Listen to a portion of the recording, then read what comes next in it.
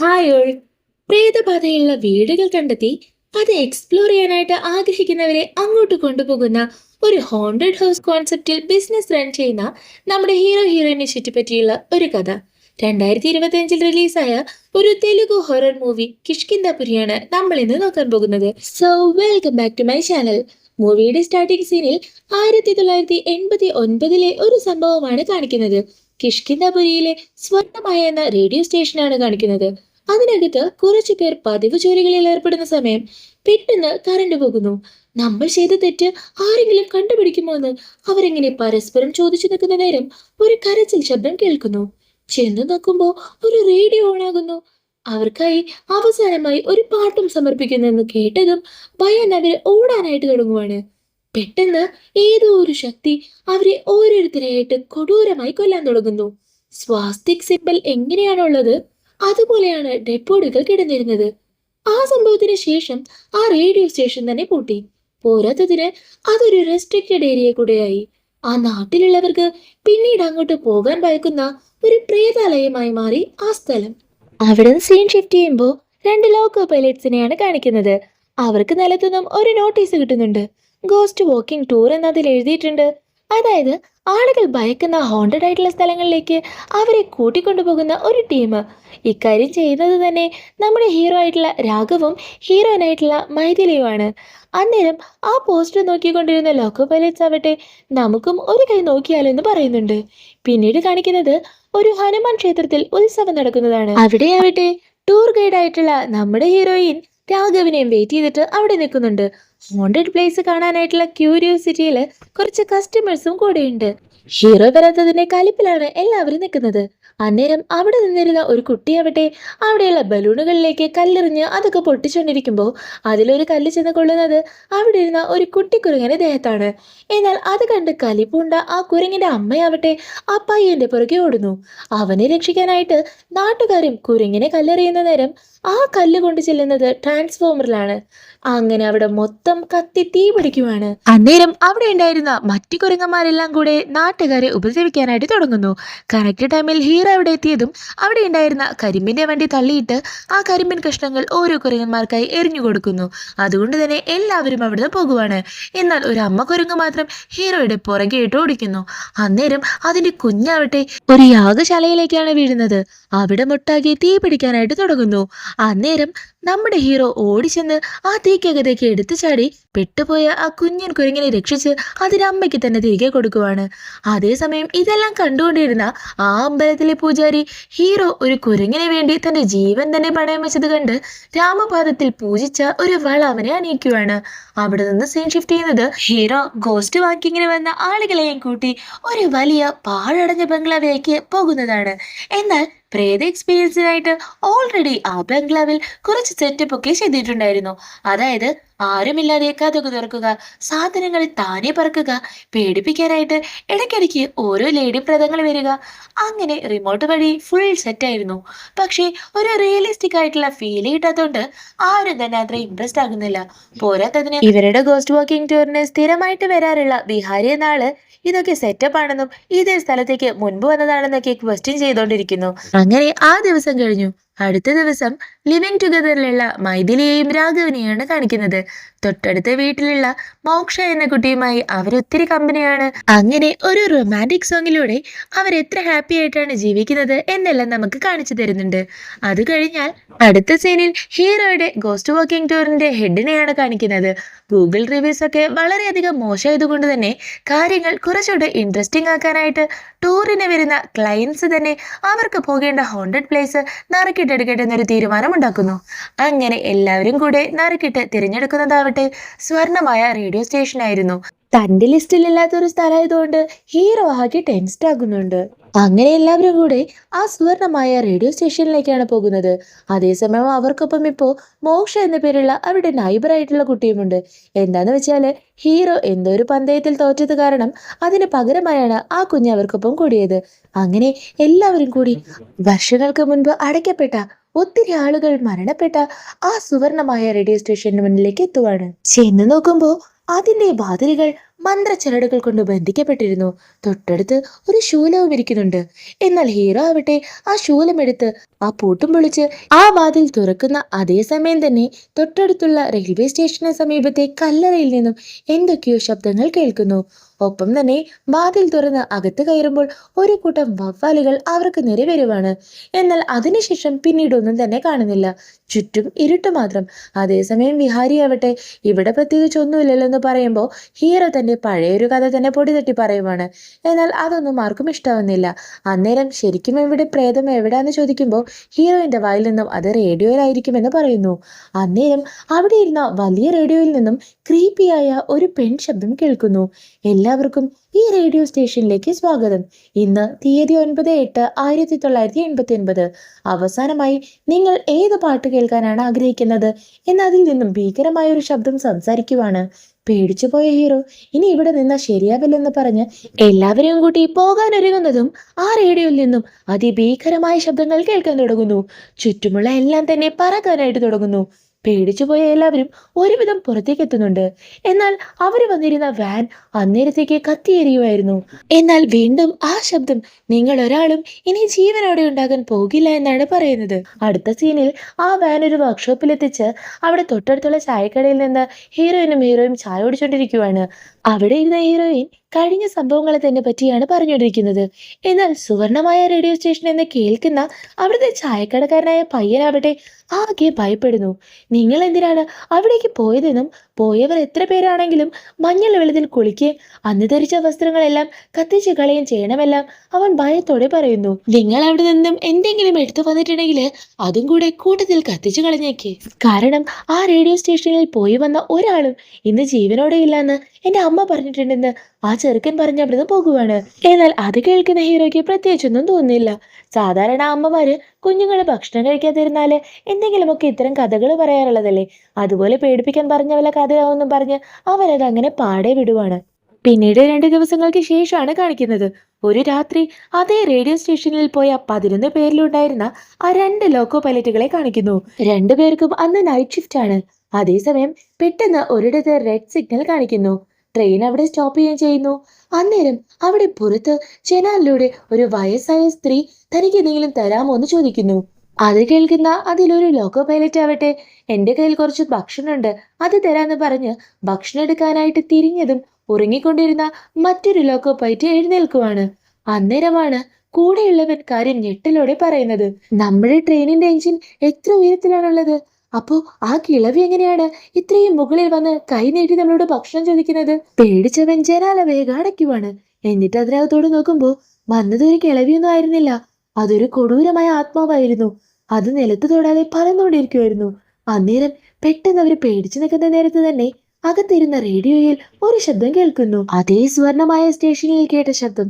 അതിലാവട്ടെ നിങ്ങൾക്കായി അവസാനത്തെ പാട്ട് വരുവാണ് എന്നാണ്. പേടിച്ച രണ്ടാളും ജീവന് വേണ്ടി ഓടിയെങ്കിലും 2 പേരുടെയും കഥ കഴിക്കുവാണ്. അടുത്ത ദിവസം രാഘവന്റെ വീട്ടിൽ കാണിക്കുമ്പോൾ അവിടേക്ക് മോക്ഷ വന്നിട്ടുണ്ട്.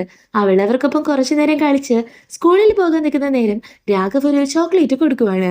അന്നേരം ആ കുഞ്ഞാവട്ടെ ആ ചോക്ലേറ്റ് ഒരു പേഴ്സിലാണ് വെക്കുന്നത്. രാഘവ് അപ്പോഴാണ് ആ പേഴ്സ് ശ്രദ്ധിക്കുന്നത്. അന്നേരമാണ് കഴിഞ്ഞിട്ട് ഒരു ദിവസം ആ റേഡിയോ സ്റ്റേഷനിൽ നിന്ന് തനിക്ക് കിട്ടിയതാണെന്ന് അവൾ പറയുന്നത്. വലിയ കള്ളിയാണല്ലോ നീ എന്ന് തമാശയ്ക്ക് പറഞ്ഞ് ചിരിച്ചുകൊണ്ടിരിക്കുമ്പോഴാണ് ഹീറോയ്ക്ക് ഒരു കോള് വരുന്നത്. എടുത്തു നോക്കുമ്പോൾ നേരത്തെ ഗോസ്റ്റ് വാക്കിംഗ് ടൂറിന് വന്ന വിഹാരിയാണ് വിളിക്കുന്നത്. പറയുന്നതാവട്ടെ ആ ലോക്കോ പൈലറ്റ്സ് വളരെ കൊടൂരമായി കൊല്ലപ്പെട്ടുവെന്നാണ്. അന്നേരം നമുക്ക് ആ ഡെഡ് ബോഡി കിടക്കുന്നതാണ് കാണിക്കുന്നത്. കൈയും തലയും ഒടിഞ്ഞ നിലയിൽ ഒരു സ്വാസ്തിക് സിംബലിന്റെ രൂപത്തിലായിരുന്നു ആ മൃതശരീരങ്ങൾ ഉണ്ടായിരുന്നത്. ഹീറോ വേഗം അങ്ങോട്ടേക്ക് തന്നെ പോകുവാണ്.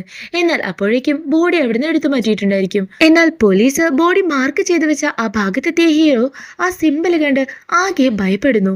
അന്നേരം പുറകിലായി ഒരു കൂട്ടം പക്ഷികൾ പറക്കുന്നുണ്ട്. ഹീറോ അങ്ങോട്ടേക്ക് നോക്കുമ്പോഴാണ് അവിടെ റെയിൽവേ ട്രാക്കിന് തൊട്ടപ്പുറത്തായിട്ട് കുറച്ച് മണ്ണിളക്കി കിടക്കുന്നത് കാണുന്നത്. അതിനകത്തേക്ക് നോക്കുമ്പോൾ അവിടെ ഒരു അസ്ഥികൂടം പയ്യെ പൊന്തി വരുന്നതാണ് അവൻ കാണുന്നത്. പേടിയോടെ തിരിഞ്ഞു നോക്കുമ്പോഴാണ് ആ റേഡിയോ സ്റ്റേഷൻ അവന് കാണാൻ പറ്റുന്നത്. അന്നേരം അവൻ അങ്ങോട്ട് തന്നെ പോകുന്നു. എന്നാൽ അകത്തു നിന്നും അവന് ഒരു പഴയ ന്യൂസ് പേപ്പർ കട്ടിംഗ് ആണ് കിട്ടുന്നത്. അതെടുത്ത് വീണ്ടും അവിടെയുള്ള ഒരു മുറിക്കകത്തെത്തിയാൽ അവിടെ നിറച്ചും ഗ്യാസ് സിലിണ്ടേഴ്സ് ഉണ്ട്. അന്നേരം താഴെ കിടന്ന് ഒരു പഴയ ടോർച്ച് ലൈറ്റ് അവന് കിട്ടുന്നുണ്ട്. അത് തട്ടി ശരിയാക്കി ആ മുറിക്കുള്ളിൽ മുഴുവനായിട്ട് അവൻ ചെക്ക് ചെയ്യുന്നു. അന്നേരം ചുവരിൽ എന്തൊക്കെയോ എഴുതി വെച്ചത് അവൻ നോട്ടീസ് ചെയ്യുന്നുണ്ട്. അവിടെ നിന്ന് വേഗം ഹീറോ നേരെ പോകുന്നത് ഒരു പഴയ ലൈബ്രറിയിലേക്കാണ്. അവന് കിട്ടിയ ന്യൂസ് പേപ്പർ കട്ടിങ്ങുള്ള പത്രം അവൻ തിരഞ്ഞു കണ്ടുപിടിക്കുന്നു. അത് കണ്ടവൻ ശരിക്കും ഞെട്ടിപ്പോകുവാണ്. പിന്നീട് ഒട്ടും വൈകിക്കാതെ വീട്ടിലേക്ക് തന്നെ പോകുന്നു. അവിടെയാണേല് ഫോൺ വിളിച്ച് എടുക്കാത്തതിന് മൈഥിലി ദേഷ്യപ്പെടുന്നുണ്ട്. അന്നേരം അവനെ ഫ്രണ്ട് ലാപ്ടോപ്പിൽ മുൻപ് ഗോസ്റ്റ് വാക്കിങ്ങിന് പോയ കുറച്ച് ചിത്രങ്ങൾ കാണിച്ചു കൊടുക്കുവാണ്. അന്നേരമാണ് ആ റേഡിയോ സ്റ്റേഷനിൽ പോയതായിരിക്കും ആ ലോക്കോ പൈലറ്റ്സിന്റെ മരണ കാരണമെന്ന് അവർക്ക് മനസ്സിലാകുന്നത്. എന്നാൽ സ്വാസ്തിക് സിംബൽ എന്നത് നന്മയെ കുറിക്കുന്ന ഒന്നല്ലേ എന്നാണ് ഹീറോയിന്റെ സംശയം. പക്ഷേ അപ്പോഴാണ് ഹീറോ കണ്ടെത്തിയ കാര്യം പറയുന്നത്. ആ കാണുന്നത് സ്വാസ്തിക് സിംബൽ അല്ല, അത് ക്രോസ് സ്വാസ്തിക് ആണ്. അതായത് ക്രോസ് സ്വാസ്തിക് എന്നത് ഒരു ഈവിളിനെ സൂചിപ്പിക്കുന്നതാണ്. മറ്റുള്ളവരോടുള്ള പക, വൈരാഗ്യം, വിദ്വേഷം അങ്ങനെയുള്ളവ. ഇതേ സിംബലാണ് അവൻ ആ റേഡിയോ സ്റ്റേഷനിൽ മുഴുവനായിട്ട് കണ്ടത്. ഇതൊക്കെ പറഞ്ഞുകൊണ്ടിരിക്കെ പെട്ടെന്ന് അവിടെ ഇരുന്ന് റേഡിയോ ഓണാകുന്നു. അതിനകത്തെ ആ ശബ്ദം വീണ്ടും പറയാൻ തുടങ്ങുവാണ്. 11 പേരിൽ 9 പേർ ഇനി ബാക്കിയുണ്ട്. ഈ ഗാനം ഡെഡിക്കേറ്റ് ചെയ്യുന്നത് വീരഭദ്രനാണെന്ന്. അന്നേരമാണ് ആ പറഞ്ഞ ആള് അവർക്കൊപ്പം അതേ സ്ഥലത്തേക്ക് ഗോസ്റ്റ് വാക്കിങ്ങിന് വന്നതാണെന്ന് എല്ലാവർക്കും മനസ്സിലാകുന്നത്. ഒട്ടും വൈകിക്കാതെ ഹീറോ അയാളെ രക്ഷിക്കാനായിട്ട് പോകുന്നു. എഞ്ചിനീയർ ആയിരുന്ന അയാളാവട്ടെ ഒരു ബിൽഡിങ്ങിൽ നൈറ്റ് ഷിഫ്റ്റ് ജോലി ചെയ്യുവാണ്. അന്നേരം 1 വർഷം മുൻപ് മരിച്ച അയാളുടെ ഭാര്യയുടെ രൂപത്തിൽ വന്ന പ്രേതം അയാളെ ആ ബിൽഡിങ്ങിൽ നിന്ന് ചാടിച്ചു കൊലപ്പെടുത്തുന്നു. ഹീറോ അവിടെ എത്തുമ്പോഴേക്കും ഏറെ വൈകിപ്പോയിരുന്നു. എന്നാൽ താഴെ വീണ് മരിച്ച വീരഭദ്രന്റെ ശരീരത്തിൽ നിന്നും ഒഴുകിക്കൊണ്ടിരുന്ന ചോരയും അതേ ക്രോസ് സ്വാസ്തിക് സിംബലിലാണ് ഉണ്ടായിരുന്നത്. അന്നേരമാണ് ഒരു ബോർഡിൽ escape room, no one escape എന്ന് എഴുതിയത് ഹീറോ ശ്രദ്ധിക്കുന്നത്.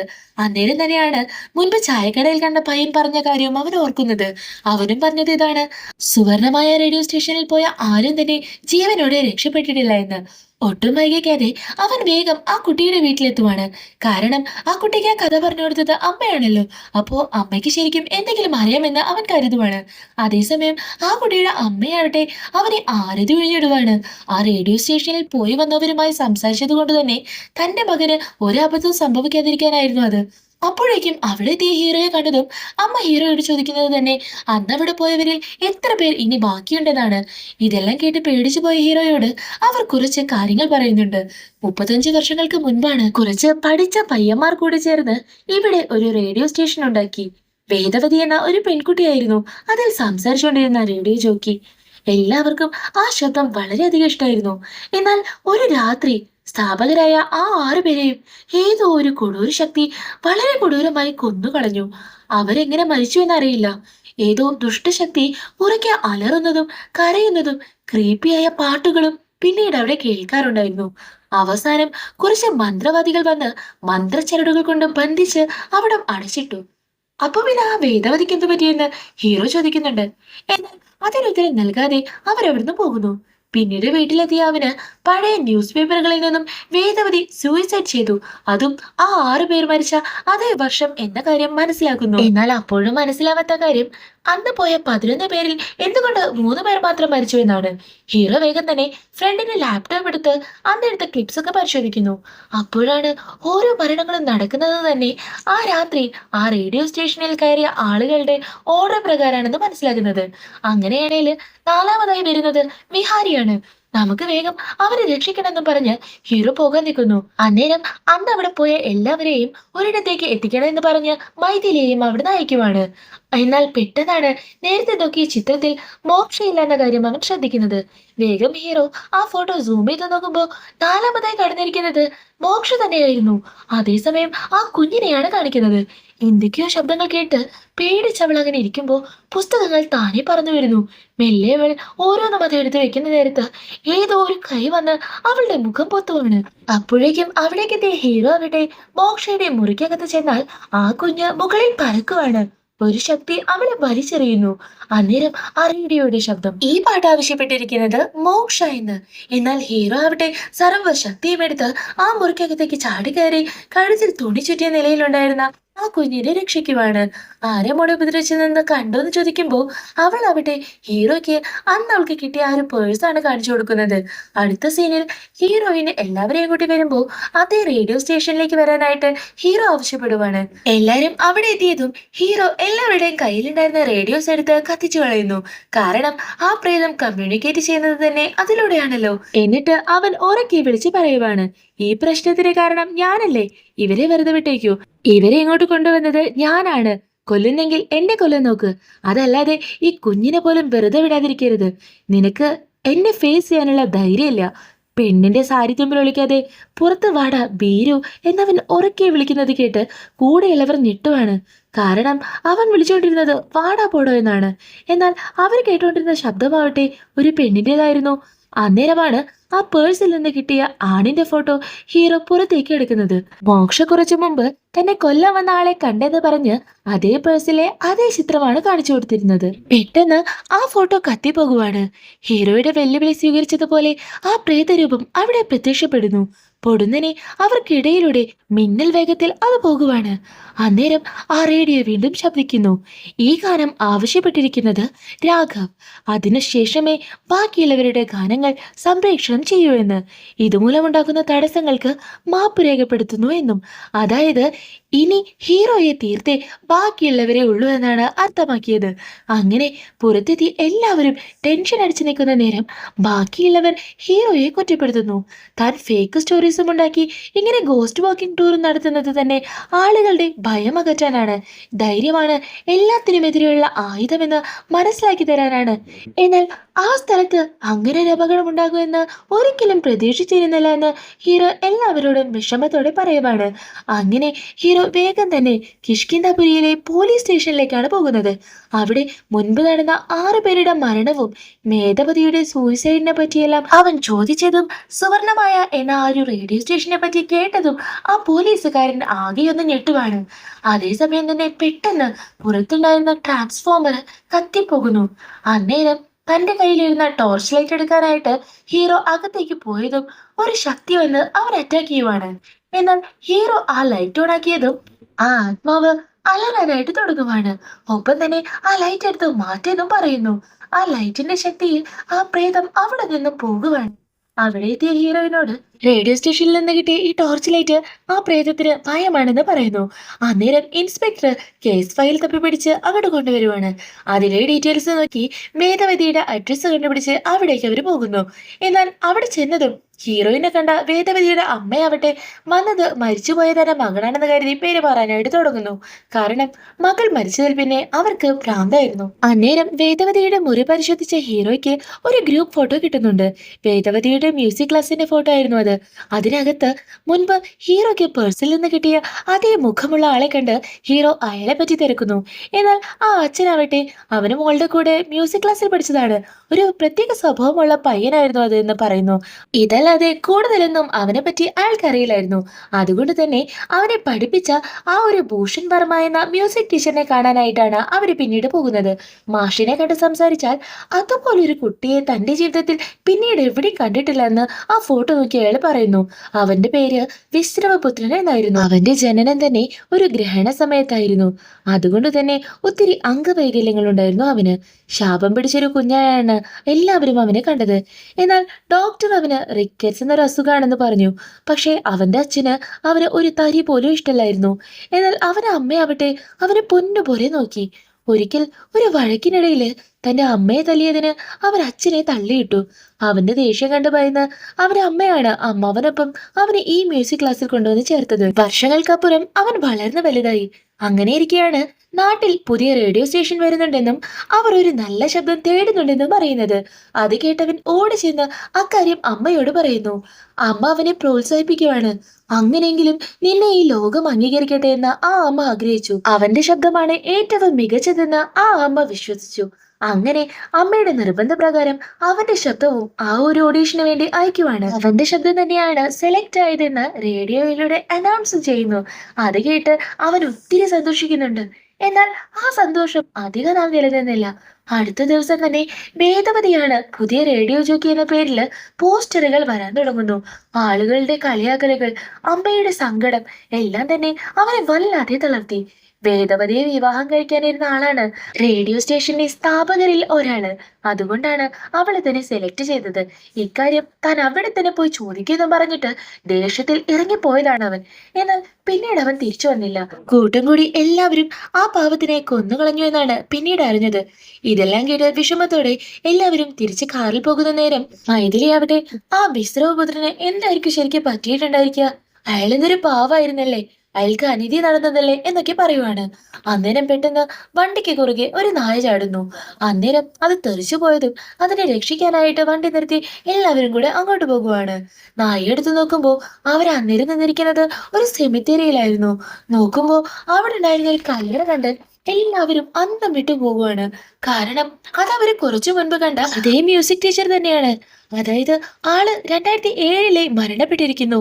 അപ്പോഴാണ് ആ മാഷിന്റെ രൂപത്തിൽ വന്നത് തന്നെ ആ പ്രേതമാണ് എന്നവർക്ക് മനസ്സിലാകുന്നത്. നമുക്ക് വേഗം അവിടുന്ന് പോകാന്ന് പറഞ്ഞ് എല്ലാരും ഓടുന്നതും ഹീറോയിൻ അവിടെയുള്ള ഒരു കല്ലിൽ തട്ടി താഴെ വീഴുന്നു. നോക്കുമ്പോ കയ്യിലുണ്ടായിരുന്ന ആ ടോർച്ച് ആകെ തകർന്നു പോയിരിക്കുന്നു. ലക്ഷ്മണരേഖ മാഞ്ഞു പോയല്ലോ എന്നും പറഞ്ഞ് ആ ആത്മാവ് അവിടെ പൊടുന്നനെ പ്രത്യക്ഷപ്പെടുന്നു. ആ ഭീകര രൂപം കണ്ടവര് ഭയന്നങ്ങനെ നിൽക്കുവാണ്. ഓടിപ്പോയവര് വേഗം കാറിൽ കയറുമ്പോ അന്നേരം ആ രൂപം കാറിന് മുകളിൽ വന്ന് വീഴുവാണ്. കാറ് സ്പീഡിൽ ഓടിച്ചവര് പോകുന്നു. പെട്ടെന്ന് ഒരു ലോറി വന്ന് ആ കാറിൽ ഇടിക്കുന്നു. ആ സെക്കൻഡിൽ ഹീറോയ്ക്ക് നേരം ഒരു ഫ്ലാഷ് ബാക്ക് ഓർമ്മ വരുവാണ്. കുഞ്ഞിലെ അച്ഛനൊപ്പം പോകുമ്പോൾ അവൻ ഓടിക്കാന്ന് പറഞ്ഞ ബൈക്കിന്റെ ഫ്രണ്ടിൽ ഇരുന്നത് കൊണ്ടുണ്ടായ ആക്സിഡന്റില് അവന്റെ അച്ഛൻ മരിച്ചു പോയിരുന്നു.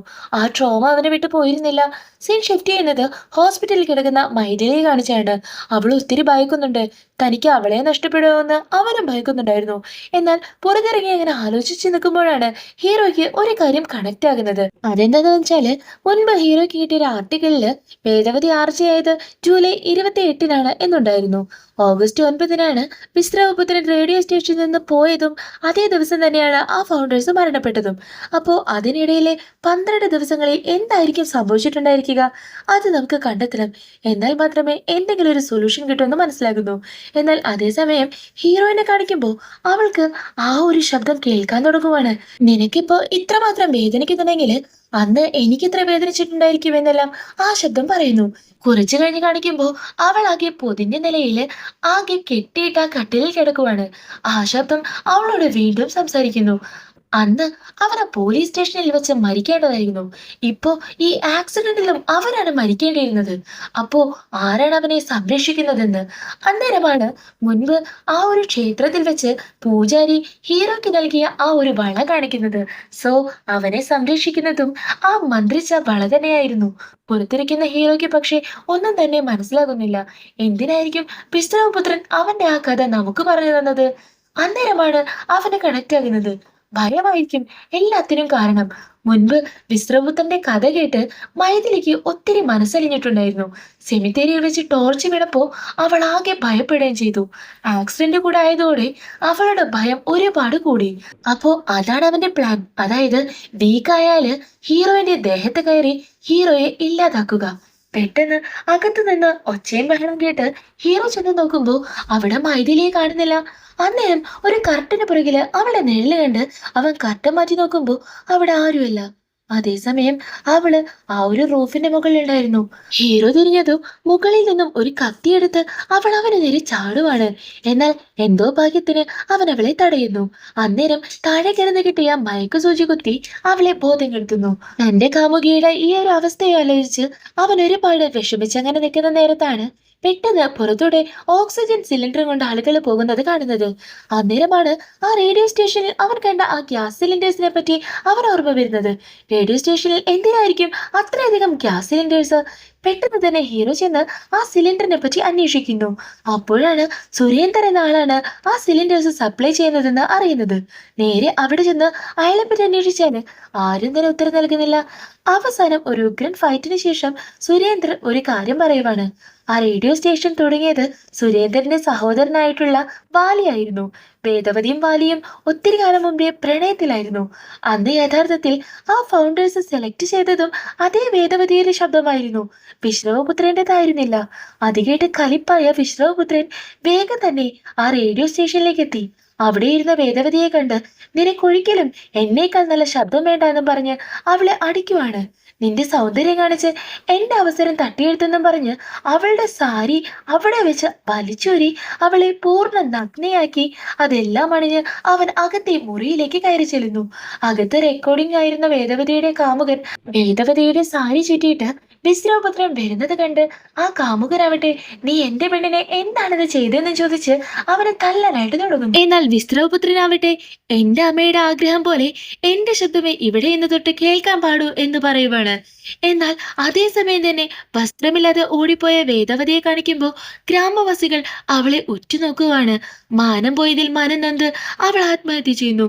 തന്റെ പ്രണയിനിയെ കൊന്ന വിശ്രവപുത്രനെ ഇല്ലാതാക്കാനായിട്ട് ഞരമ്പുകളെ ബാധിക്കുന്ന ഒരു തരം ഗ്യാസ് അവൻ അവിടെ എത്തിക്കുവാണ്. ആ ഗ്യാസിന് ഒരാളെ ഉറക്കാനേ കഴിയില്ല. പോരാത്തതിന് ആ ഗ്യാസ് മുറിക്കകത്ത് നിറച്ച് ഇട്ടിയിട്ട വിശ്രവപുത്രന്റെ കണ്ണിലേക്ക് ഒരു ടോർച്ച് ലൈറ്റ് ആഞ്ഞു കത്തിച്ചുകൊണ്ടിരിക്കുവാണ്. അടച്ചിട്ട ആ മുറിയിൽ അവൻ 12 ദിവസങ്ങൾ കിടന്ന് നരകിച്ച് ഉറക്കമില്ലാതെയാണ് മരണപ്പെട്ടത്. ആ ഡെഡ് ബോഡി റെയിൽവേ ട്രാക്കിന് സമീപം കുഴിച്ചിടുകയും ചെയ്യുന്നു. ആ രാത്രി തന്നെയാണ് ദുരൂഹമായി സുരേന്ദ്രന്റെ ആ സഹോദരനും കൂട്ടുകാരും മരണപ്പെട്ടത്. എന്നാൽ ഇക്കഥയെല്ലാം കേട്ടോണ്ടിരുന്ന ഹീറോ ആവട്ടെ അവൻ തന്റെ അമ്മയുടെ അവസാന ആഗ്രഹം നിറവേറ്റാനല്ലേ ഇതൊക്കെ ചെയ്തതെന്ന് സുരേന്ദ്രനോട് ചോദിക്കുവാണ്. എന്നാൽ അത് കേൾക്കുന്ന സുരേന്ദ്രൻ പറയുന്ന മറുപടി കേട്ട് ഹീറോ ശരിക്കും ഞെട്ടുവാണ്. കാരണം അങ്ങനൊരു അമ്മ അവനില്ലായിരുന്നു. അവൻ ജനിച്ച അന്നേ തന്നെ ആ സ്ത്രീയും മരിച്ചു പോയിരുന്നു. അമ്മയുണ്ട് കൂടെ എന്നത് അവന്റെ വെറും മനോഭ്രാന്തി മാത്രമായിരുന്നു. കുഞ്ഞിലെ അവനെ ശ്രദ്ധിക്കാതിരുന്ന അച്ഛൻ കാരണം അവൻ തീർത്തും ഒറ്റപ്പെട്ടു. അവന് ചുറ്റുമുള്ള എല്ലാത്തിനോടും സംസാരിക്കാനായിട്ട് തുടങ്ങി. അങ്ങനെയാണ് ഒരു പഴയ പെട്ടിയിൽ നിന്നും അവനൊരു കണ്ണാടി കിട്ടുന്നത്. ആ കണ്ണാടിയിലൂടെ അവൻ അവന്റെ അമ്മയെ തന്നെ കാണാനായിട്ട് തുടങ്ങി. അവരുമായിട്ട് സംസാരിക്കാൻ തുടങ്ങി. പിന്നീടുള്ള ഒരു ദിവസവും ആ അമ്മയ്ക്കൊപ്പം അവൻ ഒത്തിരി സന്തോഷിച്ചു. അങ്ങനെ ഇരിക്കെയാണ് ഒരു ദിവസം ആ കണ്ണാടി തട്ടിയിട്ടതിന് അവൻ തൻ്റെ അച്ഛനെ തന്നെ കുത്തിക്കൊന്നത്. അതിനുശേഷം ഒത്തിരി ജീവനുകളില്ലാതായിട്ടുണ്ട്. ഇനി ഇതിനൊരേ ഒരു പോംവഴിയുള്ളൂ. മുൻപ് ആ റേഡിയോ സ്റ്റേഷൻ മന്ത്രങ്ങൾ കൊണ്ട് ബന്ധിച്ച സന്യാസികളുള്ളിടത്തേക്ക് നീ പോകണം. ടൗണിനപ്പുറം ഒരു അഗസ്ത്യ എന്നൊരു ആശ്രമത്തിലാണ് അവരുള്ളത്. അവിടെ പോകൂ എന്ന് സുരേന്ദ്ര അഡ്വൈസ് ചെയ്യുന്നു. ഹീറോ അങ്ങനെ അവിടേക്ക് എത്തുമ്പോൾ സന്യാസി അവനൊരു രുദ്രാക്ഷം കയ്യിൽ കൊടുക്കുന്നു. അതുവഴി എന്താണ് ഹീറോയുടെ യഥാർത്ഥ പ്രശ്നങ്ങളെന്ന് ദിവ്യദൃഷ്ടിയിലൂടെ അയാൾ മനസ്സിലാക്കുന്നു. അതിനുശേഷം ആ സ്വാമിജി ഹീറോയോട് പറയുവാണ്, വിശ്രവപുത്രൻ അന്ന് മരിച്ചതിന് ശേഷം പ്രതികാരം വീട്ടിയെങ്കിലും ആ കണ്ണാടി അവൻ ആവശ്യമായിരുന്നു. എന്നാൽ മന്ത്രങ്ങൾ കൊണ്ട് ബന്ധിച്ച ആ സുവർണമായ റേഡിയോ സ്റ്റേഷനിലായിരുന്നു ആ കണ്ണാടി ഉണ്ടായിരുന്നത്. അതെടുക്കാൻ അവനൊരിക്കലും സാധിച്ചില്ല. ഒത്തിരി ശ്രമിച്ചു, എന്നാൽ നടന്നില്ല. എന്നാൽ അന്ന് നിങ്ങൾ അവിടേക്ക് കടന്നപ്പോൾ കൂടെ ആ ആത്മാവും കടന്നു വന്നു. പക്ഷേ എത്ര തിരഞ്ഞിട്ടും ആ കണ്ണാടി മാത്രം അവനെ കണ്ടെത്താനായില്ല. കാരണം കിട്ടിയത് പൊട്ടിയ ആ കണ്ണാടിയുടെ ചില്ലു കഷ്ണങ്ങൾ മാത്രമായിരുന്നു. അപ്പോഴാണ് അന്ന് നടന്നൊരു ഫ്ലാഷ് ബാക്ക് കാണിക്കുന്നത്. ഗോസ്റ്റ് വാക്കിംഗ് ടൂറിനായിട്ട് സുവർണമായ റേഡിയോ സ്റ്റേഷനിലേക്ക് എല്ലാവരും പോയ ആ ദിവസം ആ കണ്ണാടി വിശ്രവപുത്രന്റെ പഴയ തോൾസഞ്ചിയിൽ നിന്നും മൈഥിലിക്ക് കിട്ടിയിട്ടുണ്ടായിരുന്നു. എന്നാൽ അത് കയ്യിലെടുത്തതും അതിൽ ഒത്തിരി പഴുതാരകളെ കണ്ട് അവള് പേടിച്ചത് താഴെയിടുന്നു. പഴുതാരകളെ കൊല്ലാനെന്ന വണ്ണം കൂടെയുള്ളവർ ചവിട്ടിയതോടെ അത് പൂർണ്ണമായി തകരുന്നു. അവസാനം അത് ഹീറോയുടെ കയ്യിലെത്തുമ്പോൾ അവൻ കൂടി വലിച്ചെറിഞ്ഞതോടെ അത് മൊത്തത്തിൽ അങ്ങനെ തകർന്നു പോകുവാണ്. സോ ആ കണ്ണാടി തകർത്തത് വഴി വിശ്രവപുത്രന് സ്വന്തം അമ്മയെ കൊന്നതായാണ് ഫീലാകുന്നത്. അതുകൊണ്ടാണ് മരണം നിങ്ങളെ എല്ലാവരെയും തേടി വന്നത്. ഇനി ത്രയവിധി കൊണ്ടേ അവനെ അടക്കാനാകൂ. അവൻ്റെ 3 എനർജികൾ കണ്ടെത്തണം: ഡിസയർ, തോട്ട്, പിന്നെ ആക്ഷൻസ്. അതിനായിട്ട് ആ 3 എനർജിയുമായി അവനെ കണക്ട് ചെയ്യുന്ന എന്തെങ്കിലും കണ്ടെത്താനായിട്ട് ഹീറോയോട് ആ ഒരു സ്വാമിജി പറയുവാണ്. ആ 3 ശക്തികൾ സാധനങ്ങളുടെ രൂപത്തിൽ പുറത്തുണ്ടായിരിക്കാം. അത് കണ്ടെത്തിയാൽ മാത്രമേ തനിക്ക് അവനെ ബന്ധിക്കാൻ പറ്റൂ എന്ന് സ്വാമിജി പറയുവാണ്. ഹീറോയെയും ടീമിനെയും പറഞ്ഞയച്ചതിന് ശേഷം മന്ത്രവാദി നേരെ ചെല്ലുന്നത് മൈഥിലിയുടെ അടുത്തേക്കാണ്. കാരണം ആ ആത്മാവ് ഇപ്പോൾ അവളെയാണ് പൊസസ് ചെയ്തിരിക്കുന്നത്. മന്ത്രക്കളങ്ങൾ ഒരുക്കി അവളെ ഒരു വെള്ളത്തൊട്ടിയിൽ ബന്ധിച്ചിരുത്തുന്നു. അവൾ ഒത്തിരി ആക്രോശിക്കുന്നുണ്ട്. എന്നാൽ എല്ലാവരും മന്ത്രങ്ങൾ നിർത്താതെ തുടരുന്നു. അതേസമയം ഹീറോ സുരേന്ദ്രനെയും കൂട്ടിയിട്ട് വേഗം ചെല്ലുന്നത് വിശ്രവപുത്രന്റെ ആ ഒരു പഴയ വീടിന് മുന്നിലാണ്. എന്നാൽ അകത്ത് കയറാൻ നേരം ഒരു ലേഡിയുടെ ദേഹത്ത് തീ ആളിക്കത്തിയിട്ട് അവളെ രക്ഷിക്കണേ എന്ന് വിളിച്ച് ഉറക്കെ കരയുവാണ്.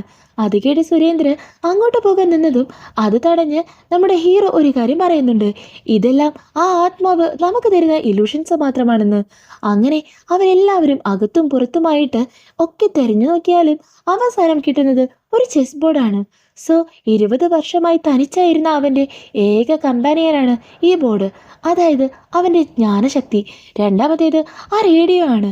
കാരണം അവൻ്റേതും അമ്മയുടേതും ആഗ്രഹം അവൻ്റെ ശബ്ദം റേഡിയോ വഴി ലോകമറിയണമെന്നല്ലേ. ഇനിയുള്ളത് മൂന്നാമത്തേതാണ്. എന്നാൽ അത് കണ്ടെത്താൻ അവർക്ക് ആകുന്നതേയില്ല. ഉള്ളത് മാത്രമായി സ്വാമിജിയെ കണ്ടാൽ ആ മൂന്നാമത്തേത് കൂടി കിട്ടിയാൽ മാത്രമേ എന്തെങ്കിലും നടക്കൂ എന്ന് പറയുന്നു. ചടങ്ങുകൾ പൂർത്തിയാക്കാനുള്ള സമയം അതിക്രമിക്കുന്നതും മൂന്നാമത്തെ ആ ഒരു വസ്തു കിട്ടാതിരിക്കുന്നതും മൂലം പെട്ടെന്ന് ബന്ധനത്തിൽ നിന്നും മുക്തനായി ആ ആത്മാവ് പുറത്തെത്തി ഹീറോയെ അറ്റാക്ക് ചെയ്യുന്നു. ഓരോ മന്ത്രവാദികളെയും അനായാസം വീഴ്ത്തുന്നു. എന്നാൽ ഹീറോയുടെ കയ്യിലെ വളയിൽ തൊട്ടതും ഷോക്ക് അടിച്ചതുപോലെ ഹീറോയിന്റെ ദേഹത്തെ ആ ആത്മാവ് പുറകിലേക്ക് തെറിക്കുവാണ്. അപ്പോ ആ ആത്മാവിനെ തടയുന്നത് ഈ വളയാണെന്ന് മനസ്സിലാക്കിയ ഹീറോ അത് വേഗം ഊരി ഹീറോയിന്റെ കയ്യിലേക്ക് ഇട്ടതും ആ ആത്മാവ് അവളിൽ നിന്ന് പുറത്തു പോകുന്നു. എന്നാൽ ആ നിമിഷം ഹീറോയുടെ ആത്മാവിനെ വിശ്രവപുത്രൻ മറ്റൊരു ലോകത്തേക്ക് എത്തിക്കുന്നു. കുഞ്ഞിലെ നിന്റെ അച്ഛനെ കൊന്നത് നീയാണെന്നും പറഞ്ഞ് അവനെ മാനിപ്പുലേറ്റ് ചെയ്ത് സ്വയം ഇല്ലാതാക്കാനായിട്ട് ശ്രമിക്കുവാണ്. എന്നാൽ ഇത് മനസ്സിലാക്കിയ മൈഥിലി ഇത് വെറും ഇലൂഷനാണെന്നും നീ ഒരു തെറ്റും ചെയ്തിട്ടില്ല, നീ എല്ലാവരെയും സഹായിച്ചിട്ടേ ഉള്ളൂ, ഈ അവസരം നഷ്ടപ്പെടുത്തരുത്, ഈ ഒരു ഈവിൾ സ്പിരിറ്റിനെ പുറത്തെത്തിക്കരുതെന്നൊക്കെ പറയുന്നത് കേട്ട് റിയാലിറ്റിയിലേക്ക് വന്ന ഹീറോ തന്റെ സോളിന് മുന്നിൽ നിൽക്കുന്ന വിശ്രവപുത്രന്റെ സോളുമായി പൊരുതി ഒടുക്കം അവന്റെ കഴുത്തിലെ തകിട് കൈക്കലാക്കുന്നു. അതോടെ ആ ആത്മാവ് അവിടെ നിന്ന് കാണാതാകുവാണ്. അങ്ങനെ വേഗം റിയാലിറ്റിയിലേക്ക് എത്തിയ ഹീറോ ആവട്ടെ വേഗം തന്നെ അമ്മയുടെ പൊക്കിൽ കൊടിയുടെ അംശമുള്ള ആ തകിടാണ് അവന്റെ അടുത്ത ശക്തിയെന്ന് മൈഥിലിയോട് പറഞ്ഞ് വേഗം അത് കണ്ടെത്താനായിട്ട് ആവശ്യപ്പെടുന്നു. എന്നാൽ അന്നേരത്തേക്ക് ഹീറോയുടെ ദേഹത്തേക്ക് ആ ആത്മാവ് കയറുന്നു. അതുകൊണ്ട് സ്വാമിമാര് അവനെ ബന്ധിച്ച് പൂജകൾ തുടങ്ങുവാണ്. അപ്പോഴേക്കും ആ തകിടുമായിട്ട് ഹീറോയിനും എത്തുന്നുണ്ട്. അവസാനം ആ 3 ശക്തികൾ വെച്ചുള്ള പൂജകൾക്കൊടുവിൽ ആ ദുരാത്മാവ് അവനിൽ നിന്നും പുറത്തെത്തി എന്നേക്കുമായി ഇല്ലാതാകുന്നു. ഒടുവിൽ എല്ലാ പ്രതിസന്ധികളും അവസാനിക്കുവാണ്. അങ്ങനെ ദിവസങ്ങൾക്ക് ശേഷം സന്തോഷമായിരിക്കുന്ന ഹീറോയും മൈഥിലിയും കഴിഞ്ഞ കാര്യങ്ങളെപ്പറ്റി പറഞ്ഞ് അങ്ങനെ നടന്നു വരുവാണ്. എന്നാൽ അന്നേരം ഹീറോ ഒരു കാര്യം പറയുന്നുണ്ട്. പ്രശ്നങ്ങൾ അവസാനിച്ചെന്ന് തനിക്ക് തോന്നുന്നില്ല എന്ന്. പേടിച്ചു പോയ മൈഥിലിയെ നോക്കി അവൻ പറയുവാണ്, എന്തുകൊണ്ടായിരിക്കും അവൻ്റെ അമ്മയെ മറ്റാർക്കും കാണാതിരുന്നത്? ആ കണ്ണാടിയിലൂടെ അവന് മാത്രം കാണാൻ കഴിഞ്ഞത്. വെറും പഞ്ചപാവമായിരുന്ന അവൻ എങ്ങനെയായിരിക്കും തൻ്റെ അമ്മയെ കണ്ടതുകൊണ്ട് മാത്രം ഒരു രാക്ഷസനായി മാറിയത്? ആ രാക്ഷസ സ്വഭാവം അത് അവൻ്റേതായിരുന്നോ അതോ അവൻ്റെ അമ്മയുടേതോ? ഹീറോ അങ്ങനെ കൺഫ്യൂസായി നിൽക്കുമ്പോൾ വീണ്ടും ഒരു ഫ്ലാഷ് ബാക്ക് സീൻ കാണിക്കുന്നുണ്ട്. അവിടെ വിശ്രവപുത്രൻ ആ കണ്ണാടിയിൽ നോക്കുമ്പോൾ അവന് പുറകിലായിട്ട് അവൻ്റെ അമ്മയുടെ രൂപം ചിരിച്ചുകൊണ്ട് നിൽക്കുന്നു. ഒരുപക്ഷെ കണ്ണാടിയിലൂടെ അവൻ കണ്ടിരുന്നത് യഥാർത്ഥത്തിൽ ഒരു ഈവിൾ സ്പിരിറ്റിനെ ആയിരിക്കാം, ഒരു ചെകുത്താനെ. സോ അടുത്ത മൂവിക്കുള്ള ഒരു ലിങ്കും കൊടുത്ത് ഈ മൂവി ഇവിടെ ഉണ്ടാകുവാണ്.